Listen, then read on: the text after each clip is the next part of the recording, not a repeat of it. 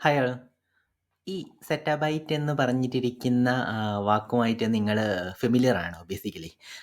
അല്ലെങ്കിൽ എപ്പോഴെങ്കിലും ഈ പറഞ്ഞിരിക്കുന്ന സെറ്റാബൈറ്റ് എന്ന് പറഞ്ഞിട്ടിരിക്കുന്ന വാക്ക് കേട്ടിട്ടുണ്ടോ എന്നുള്ളതാണ്.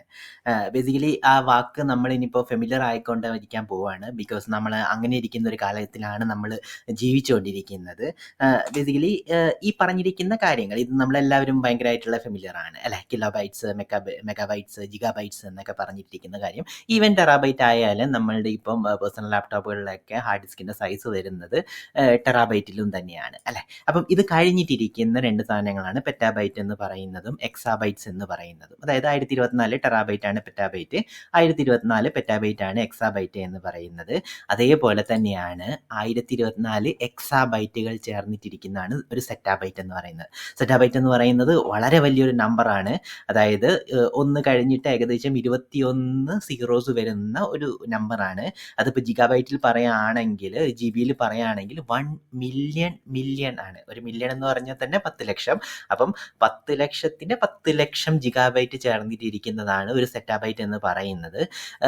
ബേസിക്കലി നമ്മളിപ്പം 24 നമ്മൾ എസ്റ്റിമേറ്റ് വരുന്നത് ഏകദേശം 147 സെറ്റാബൈറ്റ് ഡാറ്റ നമ്മുടെ ഡിജിറ്റൽ യൂണിവേഴ്സിൽ ഉണ്ടായിരിക്കും എന്നുള്ളതാണ് എസ്റ്റിമേറ്റ് ചെയ്യപ്പെടുന്നത്. അപ്പം ആ പറഞ്ഞിരിക്കുന്ന വാക്കെന്ന് പറയുന്നത് ബേസിക്കലി ഇപ്പോഴും വാലിഡ് ആണ്. 147 സെറ്റാബൈറ്റോളം ഡാറ്റ 2024 തന്നെ ഈ പറഞ്ഞിരിക്കുന്ന ഡിജിറ്റൽ യൂണിവേഴ്സിൽ, നമ്മളുടെ ഈ പറഞ്ഞിരിക്കുന്ന ടോട്ടൽ വേൾഡിലെ ഡിജിറ്റൽ യൂണിവേഴ്സിൽ ഉണ്ടാവും എന്നുള്ളതാണ് പറയപ്പെടുന്നത്. അപ്പോൾ ആ വാക്കുമായിട്ട് ഒന്ന് ഈ പറഞ്ഞിരിക്കുന്ന ഈവൻ പെറ്റാബൈറ്റും എക്സാബൈറ്റും ഒക്കെ ആയിട്ട് നമ്മളൊന്ന് ഫെമിലിയർ ആയിട്ടിരിക്കേണ്ട കാലത്തിലാണ് നമ്മളിപ്പം ജീവിച്ചുകൊണ്ടിരിക്കുന്നത്. ഓക്കെ, അതുകൊണ്ടാണ് ജസ്റ്റ് ഒന്ന് ഈ പറഞ്ഞിരിക്കുന്ന സാധനങ്ങളൊന്ന് ഡിസ്ക്രൈബ് ചെയ്തത്. നമ്മൾ ഈ വീഡിയോയിൽ ഡിസ്കസ് ചെയ്യാൻ പോകുന്നത് AWSൻ്റെ അകത്തിരിക്കുന്ന സ്റ്റോറേജിനെ സംബന്ധിച്ചിട്ടാണ്. ഓക്കെ, അപ്പോൾ ഡാറ്റ എക്സ്പ്ലോഷൻ എന്ന് പറയുന്നത് അല്ലേ, ഡാറ്റ എക്സ്പ്ലോഷൻ നടന്നുകൊണ്ടിരിക്കുന്ന കാലഘട്ടത്തിലാണിത്.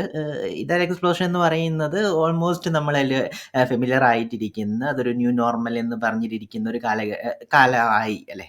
നമ്മൾ ഓൾറെഡി എയും LLM പോലെയുള്ള കാര്യങ്ങളെല്ലാം നമ്മൾ ഓൾമോസ്റ്റ് ഫെമിലിയർ ആയി. അത് എത്രത്തോളം 2025 വരുന്ന സമയത്ത് അതിൻ്റെ ഫുൾ ഫ്ലറിഷ് ചെയ്തിരിക്കുന്ന ഒരു അവസ്ഥയിലേക്ക് മാറും എന്നുള്ള കാലം നമുക്ക് ഓൾമോസ്റ്റ് ഓക്കെ ആണ് ഇപ്പം അല്ലേ.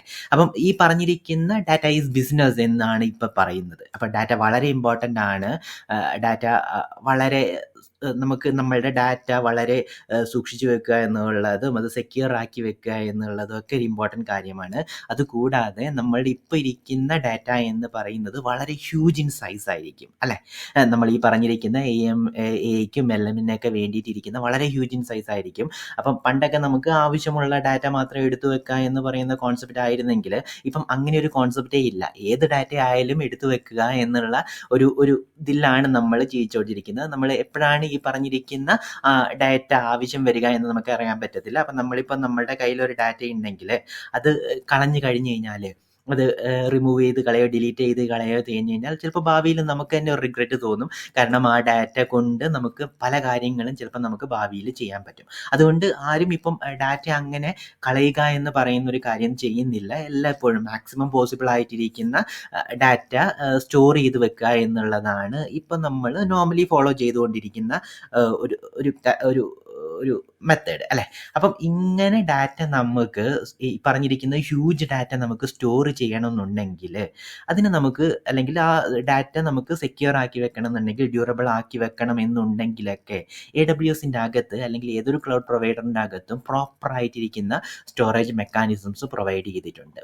AWSും അങ്ങനെ നമുക്ക് നമ്മളുടെ ഡാറ്റ ഹ്യൂജ് ആയിട്ടിരിക്കുന്ന ഡാറ്റയും അല്ലെങ്കിൽ നമ്മളുടെ യൂസ് കേസ് എന്താണോ അതിനനുസരിച്ചിട്ട് പല രീതികളിലെ സ്റ്റോറേജ് ഓപ്ഷൻസ് പ്രൊവൈഡ് ചെയ്തിട്ടുണ്ട്. ഓക്കെ, അപ്പോൾ നമ്മൾ EC2 ആണ് നമ്മളിപ്പോൾ ഡിസ്കസ് ചെയ്തുകൊണ്ടിരിക്കുന്നത്. അപ്പോൾ നമുക്ക് ഡാറ്റ എന്ന് പറയുന്ന ഡാറ്റ സ്റ്റോറേജ് എന്ന് പറയുന്ന കാര്യത്തിലേക്ക് നമുക്ക് ഡീപ്പായി പോകാനുണ്ട്.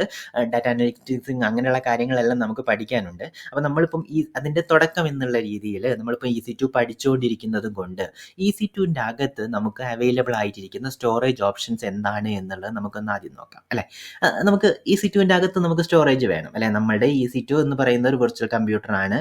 അതിന് സ്വാഭാവികമായി പ്രധാനമായിട്ടും നമുക്ക് നമ്മളുടെ ലാപ്ടോപ്പ് ആലോചിക്കുമ്പോൾ തന്നെ നമുക്ക് മനസ്സിലാവും അല്ലേ, നമ്മളുടെ ലാപ്ടോപ്പിൻ്റെ അകത്ത് നമുക്ക് ഹാർഡ് ഡിസ്ക് ഉണ്ട്, അതിൻ്റെ അകത്ത് നമ്മൾ പല രീതികളിൽ ഇരിക്കുന്ന ഫയലുകളെ നമ്മൾ എടുത്തു വെക്കുന്നുണ്ട് ഹാർഡ് ഡിസ്കിൻ്റെ അകത്ത്.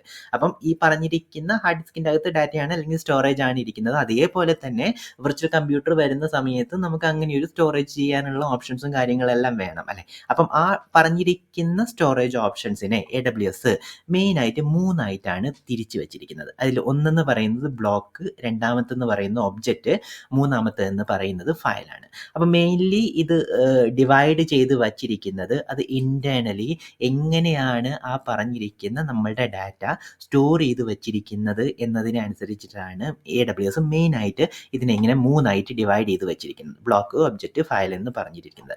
നമ്മളെ ബ്ലോക്ക് ആണെങ്കിൽ അത് കുഞ്ഞു കുഞ്ഞു ബ്ലോക്കുകളൊക്കെ ആയിട്ടായിരിക്കും, അതായത് ഡാറ്റയുടെ കുഞ്ഞു കുഞ്ഞു ബ്ലോക്കുകളായിട്ടായിരിക്കും എടുത്തു വെച്ചിരിക്കുന്നത്. ഒബ്ജക്റ്റ് എന്ന് പറഞ്ഞിട്ടിരിക്കുകയാണെങ്കിൽ അത് എൻറ്റയർ ഫയലിനെ ഒരു ഒബ്ജക്റ്റ് ആയിട്ടായിരിക്കും എടുത്തു വെച്ചിരിക്കുന്നത്. ഫയൽ എന്ന് പറയുന്നത് ഫയൽ സിസ്റ്റത്തിൻ്റെ അകത്തിരിക്കുന്ന രീതിയിലാണ്, അതൊരു ഷെയർഡ് ഫയൽ എന്ന് പറയുന്ന രീതിയിലേക്കാണ് എടുത്തു വെച്ചിരിക്കുന്നത്. ഓക്കെ, അപ്പം നമ്മളുടെ ബ്ലോക്ക്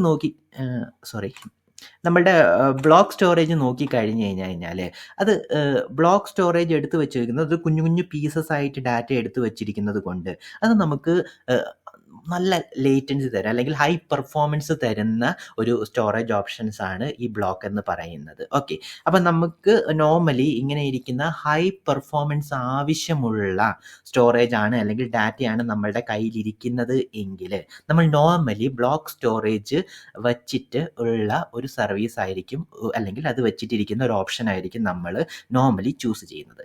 ഫോർ എക്സാമ്പിൾ, നമ്മളുടെ കയ്യിലിരിക്കുന്നത് ഒരു ഡാറ്റാ ബേസ് ആണ്, നമുക്ക് ഈ പറഞ്ഞിരിക്കുന്ന സ്റ്റോറേജിൻ്റെ അകത്ത് എടുത്തു വെക്കേണ്ടതെങ്കിൽ ഡാറ്റാബേസ് എന്ന് പറയുന്നത് നിങ്ങൾക്ക് അറിയാം അല്ലെ, അതിൻ്റെ അകത്ത് കുഞ്ഞു കുഞ്ഞ് റീഡും റൈറ്റുകളാണ് വരുന്നത് അല്ലെ.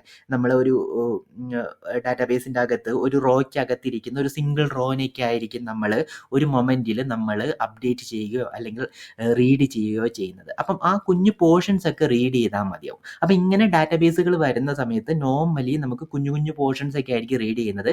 പക്ഷെ നമ്മളുടെ ആ റീഡും റൈറ്റും ഹൈ പെർഫോമൻസ് ഉണ്ടായിരിക്കേണ്ട ആവശ്യമുണ്ട്. അതേപോലെ തന്നെയാണ് നമ്മൾ വിർച്വൽ മെഷീൻ്റെ അകത്തിരിക്കുന്ന ഓപ്പറേറ്റിംഗ് സിസ്റ്റവും കാര്യങ്ങളെല്ലാം. ഓപ്പറേറ്റിംഗ് സിസ്റ്റത്തിനും ഇതേപോലെ വളരെ ഹൈ പെർഫോമൻസിൽ ഇരിക്കേണ്ട കാര്യമുണ്ട്. അപ്പം ഇങ്ങനെ ഇരിക്കുന്ന ഹൈ പെർഫോമൻസ് വേണ്ട സിറ്റുവേഷനിലാണ് നമ്മൾ നോർമലി ബ്ലോക്ക് സ്റ്റോറേജ് യൂസ് ചെയ്യുന്നത്.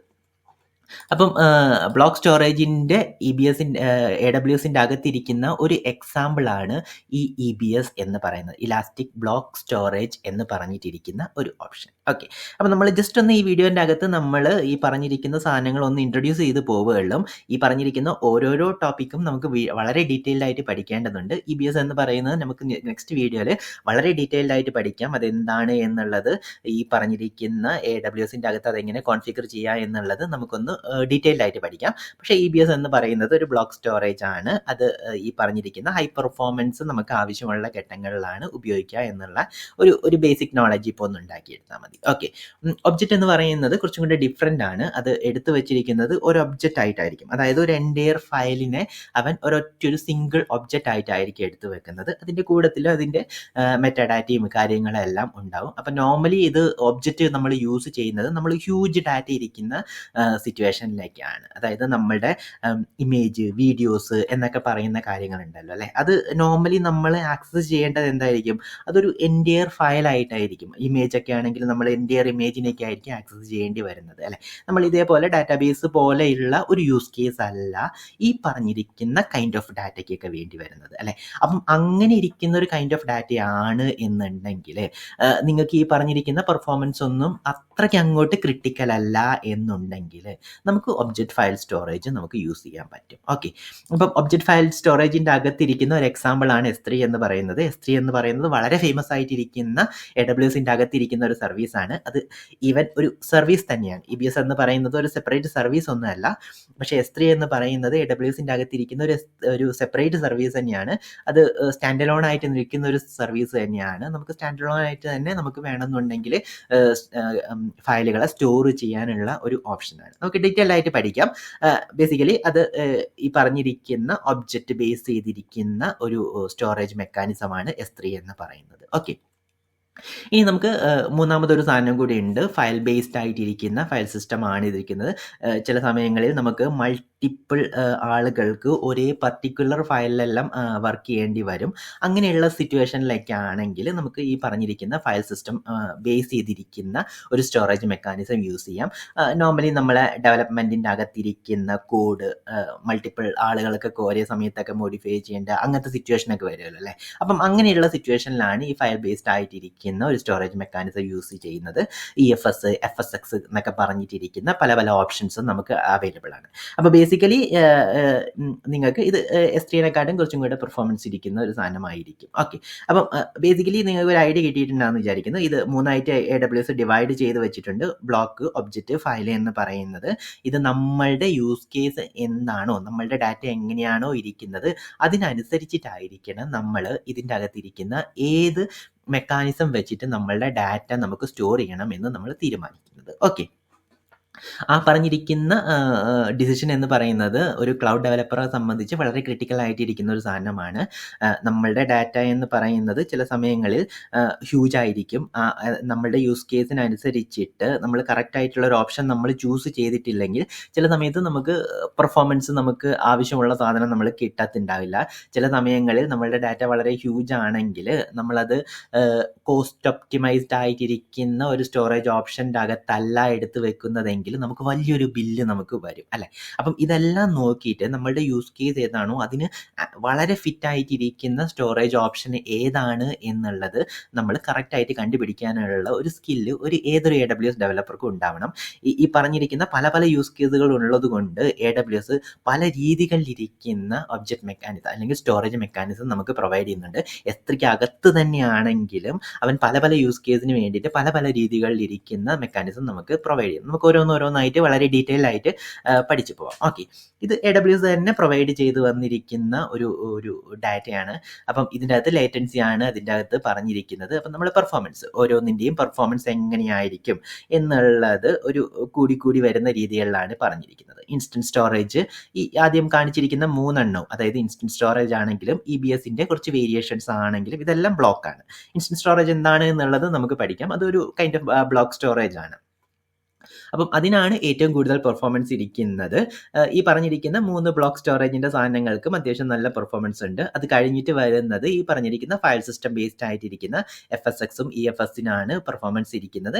പിന്നെയാണ് S3ക്ക് അകത്തിരിക്കുന്ന കാര്യങ്ങളെല്ലാം ഇരിക്കുന്നത്. ഓക്കെ, അപ്പം ഈ പറഞ്ഞിരിക്കുന്ന നിങ്ങൾക്ക് ഹൈ പെർഫോമൻസ് വേണം എന്നുണ്ടെങ്കിൽ നോർമലി ഇതിൻ്റെ അകത്തിരിക്കുന്ന ഒരു കാര്യങ്ങൾ ചൂസ് ചെയ്യുന്നതായിരിക്കും നല്ലത്. അപ്പം ഈ ഡാറ്റയ്ക്ക് അനുസരിച്ചിട്ട് ബേസ് ചെയ്തിട്ടായിരിക്കണം നമ്മളുടെ സ്റ്റോറേജ് മെക്കാനിസം ഏതാണ് എന്നുള്ളത് ചൂസ് ചെയ്യേണ്ടത്. ഓക്കെ, നമുക്ക് ഡീറ്റെയിൽഡ് ആയിട്ട് ഓരോരോ സാധനത്തിനെ പറ്റിയിട്ടും പഠിക്കാം. ആ സമയത്ത് നമ്മൾ ഈ പെർഫോമൻസ് എന്ന് പറയുന്ന കാര്യം കൂടി നമ്മളൊന്ന് ഡിസ്കസ് ചെയ്യുന്നതായിരിക്കും. ഓക്കെ, ഇനി ഈ കാര്യം കൂടി കഴിഞ്ഞിട്ട് നമുക്ക് ഈ വീഡിയോ ഒന്ന് നമുക്ക് സ്റ്റോപ്പ് ചെയ്യാം. എന്നിട്ട് നമുക്ക് നെക്സ്റ്റ് വീഡിയോയിൽ ഡീറ്റെയിൽ ആയിട്ട് ഓരോരോ കാര്യങ്ങളായിട്ട് പഠിച്ചു തുടങ്ങാം. അപ്പം നെക്സ്റ്റ് വീഡിയോയിലേക്ക് നമ്മൾ പോകുന്നതിന് മുന്നേ ഈ പറഞ്ഞിരിക്കുന്ന കുറച്ച് ടെർമിനോളജീസുമായിട്ട് നിങ്ങളൊന്ന് ഫെമിലിയർ ആയിരിക്കുന്നത് നല്ലതായിരിക്കും.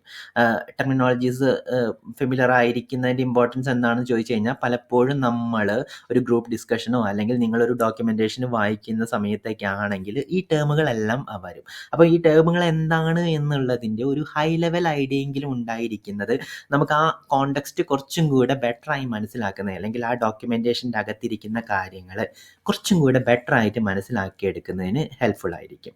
അപ്പം ഈ പറഞ്ഞിരിക്കുന്ന ട്യൂട്ടോറിയലിലാണെങ്കിലും നമ്മളിനിപ്പം ഈ പറഞ്ഞിരിക്കുന്ന വാക്കുകൾ വീണ്ടും വീണ്ടും ഉപയോഗിക്കും. അതുകൊണ്ടാണ് ജസ്റ്റ് ഒന്ന് ഈ പറഞ്ഞിരിക്കുന്ന ഇൻട്രൊഡക്ഷൻ വീഡിയോയിൽ തന്നെ ഈ വാക്കുകൾ ഞാനൊന്ന് ഇൻട്രൊഡ്യൂസ് ചെയ്ത് പോകുന്നത്.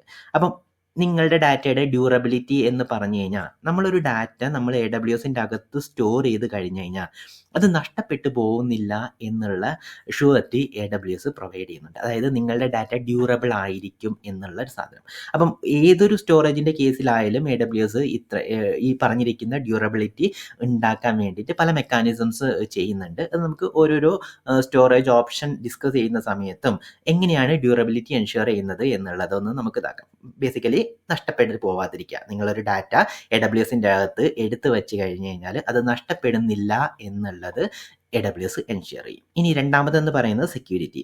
അതായത് നിങ്ങളുടെ ഡാറ്റ അൺഓതറൈസ്ഡ് ആയിട്ട് ആരും എടുത്തു കൊണ്ടുപോകുന്നില്ല എന്നുള്ള ഒരു ഷുവർട്ടിയും കൂടി AWS പ്രൊവൈഡ് ചെയ്യുന്നുണ്ട്. ഓക്കെ, അതിനെയാണ് നമ്മൾ സെക്യൂരിറ്റി എന്ന് പറയുന്നത്. ആരും മോഷ്ടിച്ചു കൊണ്ടുപോകുന്നില്ല എന്ന് പറയുന്ന ഒരു കാര്യം. ഇനിയിപ്പോൾ അവൈലബിലിറ്റി എന്ന് പറഞ്ഞു കഴിഞ്ഞാൽ നമ്മുടെ ഡാറ്റ സെർവറിൻ്റെ അകത്തുണ്ട്. അത് നിങ്ങൾക്ക് ആവശ്യമുള്ള സമയങ്ങളിൽ നിങ്ങൾ ഏത് മെത്തേഡ് വെച്ചിട്ടാണോ നിങ്ങൾ അത് എടുക്കാൻ നോക്കുന്നത് ആ സമയത്ത് നിങ്ങൾക്ക് അവൈലബിൾ ആയിരിക്കണം എന്നുള്ളതാണ്. ഓക്കെ, അപ്പം ഈ പറഞ്ഞിരിക്കുന്ന ഡ്യൂറബിലിറ്റി ആയാലും സെക്യൂരിറ്റി ആയാലും അവൈലബിലിറ്റി ആയാലും AWS ഡിഫറെൻറ്റ് കൈൻഡ് ഓഫ്, അതായത് റെപ്ലിക്കേഷനും അങ്ങനെയുള്ള പല മെക്കാനിസംസ് വെച്ചിട്ടാണ് ഈ പറഞ്ഞിരിക്കുന്ന കാര്യങ്ങളെല്ലാം എൻഷുർ ചെയ്യുന്നത്. അത് ഓരോരോ സ്റ്റോറേജ് ഓപ്ഷൻസിൻ്റെ കേസിലായാലും AWS അത് എൻഷുർ ചെയ്യുന്നുണ്ട്.